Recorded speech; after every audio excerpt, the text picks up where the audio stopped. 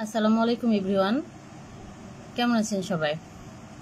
Welcome to master topic discussion class from matrix point. আজকে ক্লাসটা একটু লেট হয়ে গেল। আপনাদের প্রিপারেশন কেমন চলতেছে পড়ালেখার? পরীক্ষা আসলে এখনো অনেক দেরি আছে। এখন থেকে যদি আপনারা পড়ালেখা শুরু করেন তাহলে আসলে অনেকটুকুই পড়ে শেষ করতে পারবেন আর কি। সাউন্ড ক্লিয়ার আছে কিনা কেউ যদি জয়েন করে থাকেন তাহলে একটু জানাতে পারেন। আচ্ছা, পরীক্ষার এখন অনেক দেরি আছে আপু, পার্ট 1 এখনো অনেক দেরি। এখন থেকে পড়া শুরু করলে পড়া শেষ করতে পারবেন, কারণ পার্ট 1-এ আপনাকে ক্লিনিক্যালের উপরে বেশি জোর দিতে হবে। আমাদের পেপার 1, 2, 3 তিনটাতে আসলে ক্লিনিক্যাল অনেক আসে এবং মেনলি কিন্তু দত্ত বেসড কোয়েশ্চেন হয়। কারণ গাইনি ম্যাডামরা চিন্তা করেন যে একদম ফিজিওলজি, অ্যানাটমি বা প্যাথোলজি, মাইক্রোবায়োলজি কোয়েশ্চেন করবেন, ম্যাডামরা কিন্তু আর ওই আগের বইগুলো খুলবেন না। ম্যাডামরা যে গাইনি বই দত্ত সবসময় কাছে রাখেন, বা ম্যাডামরা তো পোস্ট গ্রাজুয়েশনের মেনলি হচ্ছে ক্লাস নেন বা পরীক্ষা নেন, তো ওনাদের মাথায় এগুলোই থাকে, তখন দত্ত থেকে ডিরেক্ট কোয়েশ্চেন করে আমাদের জন্য ম্যাডামরা। তো দত্তটা আপনাদেরকে পড়তে হবে। এটার জন্য তো আপনারা জানেন যে আমাদের ম্যাট্রিক্স পয়েন্টে 7 তারিখ শুরু হয়ে গেছে অলরেডি অন্যান্য সাবজেক্টের। গাইনির ক্লাসটা আগামীকাল 7 তারিখ থেকে শুরু হচ্ছে আমাদের ক্লোজ গ্রুপে। আপনাদের জন্য পুরো দত্তর এবং জেফকটকে আলাদা আলাদা টপিকস ওয়াইজ ভাগ করে দেওয়া হয়েছে ক্লাসের জন্য। ক্লাসের ডিউরেশন 1-1.5 ঘন্টা থাকবে, পাওয়ার পয়েন্ট প্রেজেন্টেশন হবে। ইনশাল্লাহ খুব ভালো একটা ক্লাসের অ্যারেঞ্জমেন্ট করা হয়েছে শুধুমাত্র আপনাদের জন্য, যাতে পার্ট 1-এর স্বপ্ন সবার পূরণ হয়। কারণ সবাই আমরা যে ডিগ্রি করি না কেন সবাই পার্ট 1 দিতে চায়। এখন পার্ট 1 আসলে এফসিপিএসটা একটু রিল্যাক্স আর কি। কারণ রেসিডেন্সি, নন রেসিডেন্সিতে ধরা বাঁধা নিয়ম, বা নন রেসিডেন্সি তো জানেন যে বাংলাদেশের প্রেক্ষাপটে তো আমরা যতই বলি কেউ আসলে কাউকে পাত্তা দিতে চায় না যে নন রেসিডেন্সি হলো, কিন্তু তারপরেও সবার কিন্তু একটা এফসিপিএসের চেষ্টাটা থেকে যায়। সেখান থেকে আসলে ম্যাট্রিক্স পয়েন্ট আপনাদের জন্য এই আয়োজনটা করেছে। আপনারা জয়েন করলে আসলে বুঝতে পারবেন ক্লাসটুকু কতটুকু ইফেক্টিভ হয় আপনাদের জন্য। আচ্ছা, আজকে খুবই ছোট একটা টপিকস বলবো, সেটা হচ্ছে ডাউন সিনড্রোম। ডাউন সিনড্রোম কিন্তু পেপার 1-এও আসতে পারে, পেপার 3-তেও আসতে পারে আপু। যখনই কিন্তু যখনই আমি কোনো ক্লাসে আসি, আপনাদের সাথে কথা বলতে আসি, তখনই কিন্তু হচ্ছে আমি বলে দিই যে কোন টপিকসটা আপনার কোন পেপারে আসবে। এটা কিন্তু বেশি ইম্পর্টেন্ট, কারণ এত বড় একটা বই আপনি কোন পেপারের জন্য পড়বেন এটা জানাটা কষ্ট। কিন্তু আপনি যদি আপনার বইয়ের উপরে প্রত্যেকটা চ্যাপ্টারের উপরে যদি আপনি লিখে রাখেন যে পেপার 1, পেপার 2, পেপার 3, তাহলে যখন আপনি রিভিশন দিবেন আপনার জন্য কি যে ইজি হবে। এবং টপিকসও কিন্তু লিখে রাখতে হয়, কারণ দেখা যায় যে একই চ্যাপ্টারের মধ্যে কিন্তু কিছু টপিকস আসছে পেপার 1-এ, কিছু টপিকস আসছে পেপার 2 অথবা 3-তে। এর জন্য আপনি যখন লিখে রাখবেন, যেমন ডাউন সিনড্রোম আপনার পেপার 1-এও আসতে পারে, পেপার 3-তেও আসতে পারে, কারণ জেনেটিক্স কিন্তু পেপার 1 এবং পেপার 3 দুইটা সাবজেক্টে আছে, দুইটা পেপারে আছে। এই জন্য আপনি ডাউন সিনড্রোমের পাশে লিখে রাখবেন দত্ততে পেপার 1, পেপার 3। ডাউন সিনড্রোম আমি আপনাদেরকে খুবই অল্প বলবো, এবং এখান থেকে এমসিকিউ, এসবিএ দুইটাই আসতে পারে। এমসিকিউ, এসবিএ, এবং এটা আসলে জাস্ট এই দত্তের পেজ উঠায় দেয় আপু, বিশ্বাস করেন, এখান থেকে লাইন উঠায় দেয় দত্তের। এবং এটা আছে হচ্ছে আপনার 10th এডিশনের 33 নাম্বার চ্যাপ্টারের 463 পেজে যে ডাউন সিনড্রোমের ছবিটা আছে। এটা ছবিটা দেখে আপনি পড়লে আপনার আরো কখনই আপনি ভুলবেন না। তারপর আপনি এটা জেনেটিক্সের সাথে পড়বেন, তখন থেকে তো আপনার ওখানে আরো পড়া হয়ে যাবে।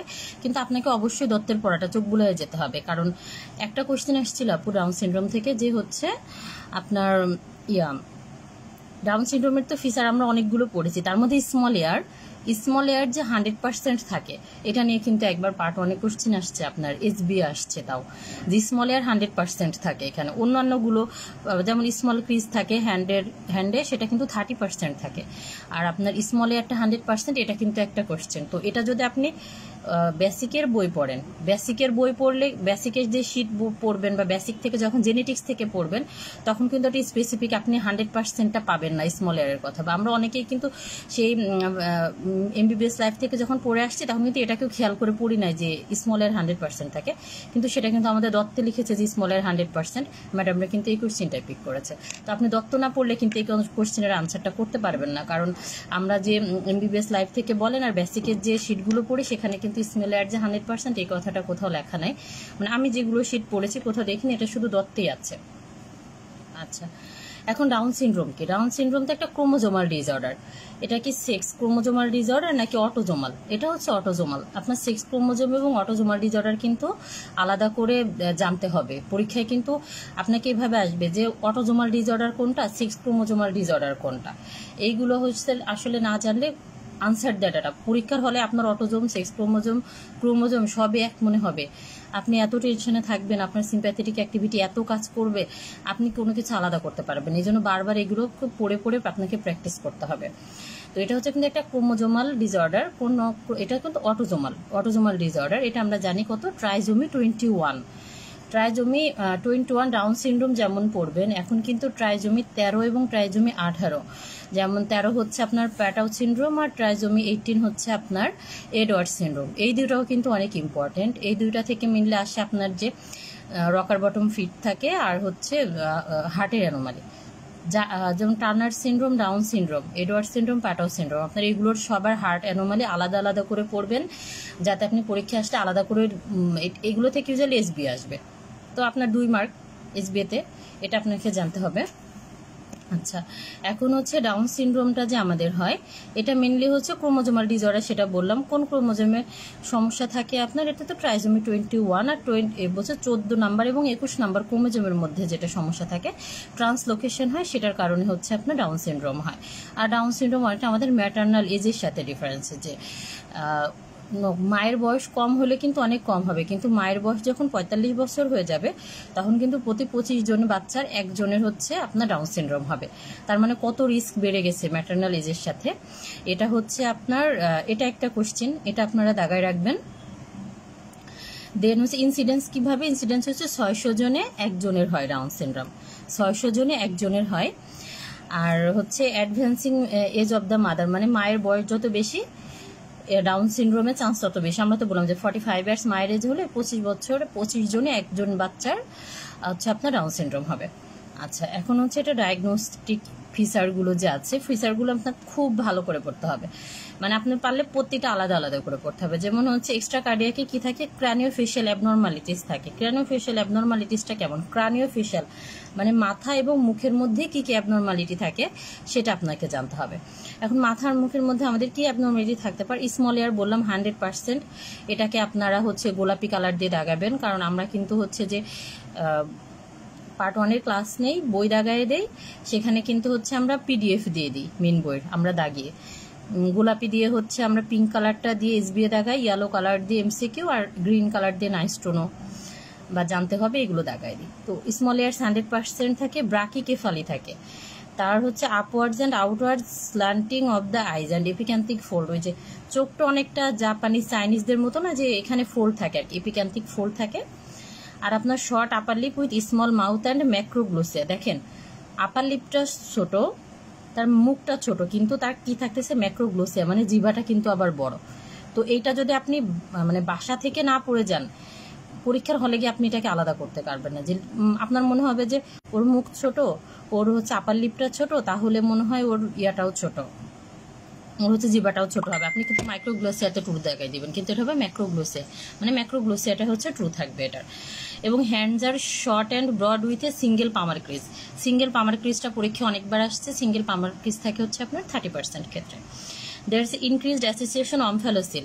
অমফ্যালোসিল মানে যেমন আমাদের অ্যান্টেরিয়র অ্যাবডোমিনাল ওয়ালটে ডিফেক্ট থাকে, ক্যাটারাক্ট থাকে, ইসোফিজিয়াল অ্যাট্রোসিয়া থাকে। আর হচ্ছে ডিউডেনাল অ্যাট্রোসিয়া, ইসোফিজিয়াল অ্যাট্রোসিয়া দিয়ে কোশ্চেন আসছে। এবং ইমপারফোরেট অ্যানাস থাকতে পারে। এবং এফেক্টেড বেবি মেন্টালি রিটার্ডেড, এইটা অবশ্যই পিঙ্ক কালার দিয়ে দাগাবেন, এটা থেকে এসবি আসে। যে কোনো আপনি ক্রোমোজোমাল ডিসঅর্ডার পড়েন অথবা জেনেটিক অ্যাবনর্মালিটি পড়বেন, ওগুলো থেকে আপনাকে জানতে হবে যে কে মেন্টালি রিটার্ডেশন। ডাউন সিনড্রোমের বেবি কিন্তু মেন্টালি রিটার্ডেড থাকে, এটা জানবেন। দেন হচ্ছে আপনার কার্ডিয়াক ফিচার কি থাকে, 40 to 50% কার্ডিয়াক ফিচার, পার্সেন্টেজও জানতে হবে। এখন হচ্ছে কার্ডিয়াক ফিচার 40 to 50% যে থাকে, কার্ডিয়াক ফিচারের নামগুলো একদম মুখস্থ। যে যেমন টার্নার সিনড্রোম, আপনার পৃথিবী যেখানে যান আপনার যে জিজ্ঞেস করুক আপনি সাথে সাথে বলে দেবেন, কোয়াক্টেশন হবে, অটো থাকে। আর আপনার ডাউন সিনড্রোমে কি থাকে, এসডি ভিএসডি থাকে। এখানে ওই যে সেপ্টাল, যদি বলে সেপ্টাল ডিফেক্ট মানে তো আপনার এসডি ভিএসডি, এটাও আপনাকে জানতে হবে। যে পরীক্ষার যদি স্টেমে সেপ্টাল ডিফেক্ট থাকে তাহলে কিন্তু আপনাকে ট্রু দিতে পারতে হবে। মানে এই যে এসডি ভিএসডি মানে যে সেপ্টাল ডিফেক্ট, এভাবেও কিন্তু একটু ঘুরায় কোশ্চেন আসে আর কি। এএসডি ভিএসডি থাকে, টফ থাকে, পিডিএ থাকে, কিন্তু এএসডি ভিএসডি দিয়ে কোশ্চেন কিন্তু চলে আসছে এখান থেকে। এবং হাইপোটোনিয়া হয়। হাইপোটোনিয়া মানে কি? হাইপোটোনিয়া মানে টোন নাই, মাসেল টোন লস হয়েছে, মাসেল টোনটা তার লস থাকে। এখন মাসেল টোনটা কম থাকার কারণে কি কি ইফেক্ট হবে এটাও আপনাকে পড়তে হবে, যে মাসেল টোনটা কেন, মাসেল টোনটা কম থাকার কারণে কি কি কষ্ট হচ্ছে। আচ্ছা, যার মাসেল টোন নাই তার কি হবে?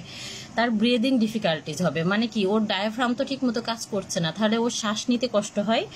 তার হচ্ছে আপনার সে খাবার গিলতে পারে না, তো সোয়ালিংটা বড় হয়। তো যখন খাবার গিলতে যায়, এই জন্য তার তখন অ্যাসপিরেশন হয়ে যায়। এবং কি হয়, জয়েন্ট হাইপার ফ্লেক্সিবিলিটি, কারণ তার তো মাসেল লিগামেন্টের কোনো টোন নাই, এই জন্য কি হয়, আপনার জয়েন্টটা অনেক হাইপার ফ্লেক্সিবল থাকে। মানে হাইপোটোনিয়ার কারণে ডাউনের বেবির কি কি হচ্ছে, এই ফিচারটা আপনার একদম মুখস্থ থাকতে হবে, এটা দিয়ে একটা কোশ্চেন আসতে পারে। আচ্ছা, দেন হচ্ছে এক্সপেকটেশন অফ লাইফ হচ্ছে কমে আসে। ডাউন সিনড্রোমের বাচ্চারা কিন্তু বেশি দিন বাঁচে না, এবং যদি বেঁচেও থাকে বড় হলে কিন্তু তাদের লিউকেমিয়া ডেভেলপ করে। এটা জানতে হবে যে এরা বেশি দিন বাঁচে না, যদি বাঁচে তাহলে এরা লিউকেমিয়া ডেভেলপ করে। এবং কি হবে, যদি ডাউন সিনড্রোম ছেলে বাবুদের হয়, মানে মেল বেবি হলে তাদের ইনফার্টিলিটি কনফার্ম। যে মেল বেবি, আপনার এটা জানতে হবে যে ডাউনের বাচ্চা মেল হলে তার ইনফার্টিলিটি কনফার্ম।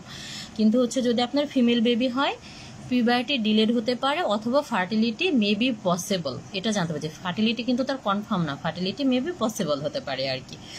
এবং এই যে আপনাকে যে ফিচারগুলো বললাম আপু, যে হাইপোটোনিয়ার কারণে কি হয়, তার কার্ডিয়াকে কি হয়, এক্সট্রা কার্ডিয়াকে কি হয়, তার স্মল ক্রিজ যে হয় এটা কত পার্সেন্ট হয়, তার জিভাটা কি মাইক্রোগ্লোসিয়া নাকি ম্যাক্রোগ্লোসিয়া হয় এটা জানবেন। তার মেন্টাল রিটার্ডেশন হয় কিনা, ছেলে বাবু ডাউন সিনড্রোম হলে কি হবে, মেয়ে বাবু ডাউন সিনড্রোম হলে ফার্টিলিটি হবে কিনা, এইগুলা প্রত্যেকটা লাইন আপু, প্রত্যেকটা লাইন বললে আসলে ভুলা, প্রত্যেকটা ওয়ার্ড এক একটা কোশ্চেন। এখান থেকে যে কোশ্চেন আসলে তখন আপনাকে এইগুলো আসলে সবই দাগাতে পারতে হবে। আচ্ছা, দেন হচ্ছে আমরা যে এই পর্যন্ত ইউজুয়ালি পার্ট 1-এ আসে। খুব বেশি হলেও আমাদের একটা দিতে পারে যে আমরা যে কোনো ক্রোমোজোমাল ডিজিজ যদি বলে যে আমরা কনফার্ম করব কিভাবে বা কি ইনভেস্টিগেশন করব কিভাবে, তাহলে আপনি সেটা ইনভেস্টিগেশন করবেন হচ্ছে ক্যারিওটাইপিং। একটাই কথা যে ক্যারিওটাইপিং, এর বেশি ডাউন সিনড্রোমে আমাদের আর সেমন আসবে না। আর আপনাদেরকে একটা কোয়েশ্চেন, ডাউন সিনড্রোমের বেবি, ডাউন সিনড্রোম কোন বেবিদের বেশি হয়, ছেলে বাবুদের নাকি মেয়ে বাবুদের, মানে মেল বেবি নাকি গার্ল বেবিদের বেশি হয়, ফিমেল বেবিদের বেশি হয়, এটা জানতে হবে। এটা কাদের বেশি হয় এটা আপনারা জেনে যদি কমেন্টে জানান। আর আমি একটা কোশ্চেন দিব ডাউন সিনড্রোম নিয়ে এই ভিডিওর কমেন্টে, ওখানে সবাই একটু আনসার করার চেষ্টা করবেন। ডাউন সিনড্রোম থেকে যদি আপনি এতটুকু পড়েন, মানে ops Dutta 10th addition 33 number চ্যাপ্টারের 463 পেজ থেকে আপু, তাহলে আপনার একটা অথবা দুইটা কোশ্চেন হয়ে যাবে। এটা আপনি পেপার 1 পেপার 3 দুইটা সাবজেক্টের জন্য আপনি একটা এমসিকিউ আর একটা এসবিএ মানে পুরো কমন পেয়ে ফেলবেন, জাস্ট এইটুকু পড়া দিলে ডাউন সিনড্রোম থেকে। আর আমাদের এই মাস্টার টপিক ডিসকাশন ক্লাস কিন্তু আপু গাইনির জন্য প্রতি রবিবার আর বুধবার রাতে হয়, এবং এটা আমাদের ওপেন গ্রুপে সবার জন্য ক্লাসটা ওপেন থাকে। আর আমাদের ক্লোজ গ্রুপের ক্লাস অলরেডি শুরু হয়ে গেছে, আগামীকাল থেকে গাইনি ক্লাসটা শুরু হবে, পাওয়ার পয়েন্ট প্রেজেন্টেশন থাকবে, এবং হচ্ছে বই অপস দত্ত গাইনি দত্ত জেফকট বই দাগায়ে পিঙ্ক কালার ইয়েলো কালার দিয়ে, মানে SBMCQ নাইস টু নো দাগিয়ে আপনাদেরকে পিডিএফও প্রোভাইড করা হবে। এটা আপনাদের জন্য অনেক অনেক হেল্পফুল হবে আপুরা। আপনি যে একটা ডাউন সিনড্রোম পড়বেন, এটা দিয়ে আপনি যখন পরে কোর্সে ঢুকবেন বা আপনি যে কোনো ট্রেনিংয়ে ঢুকবেন, আপনি পরবর্তী যে কোনো পরীক্ষা দেবেন, সব পরীক্ষায় আপনার এই পড়া লাগবে। দত্ত একবার পড়া হয়ে গেলে আপনার পড়া যে কত ছোট হয়ে আসবে, আপনি যখন কোর্সে ঢুকবেন তখন এর আসলে বেনিফিটটা আপনি বুঝতে পারবেন আপুরা, যে মানে দত্ত মেন বইটা পড়ে কি করেছেন। শীটও অনেকে তো শীটও দেয়, শীটের পড়ার আপনার সামনে একটা মেন বই পড়েছেন, আপনার কনফিডেন্স আর শীটের কনফিডেন্স কিন্তু অনেক আলাদা হয়ে যাবে তখন। আর একবার পড়া গোছানো হয়ে গেলে আপনি যে কোনো পরীক্ষায় অ্যাপিয়ার করতে পারবেন।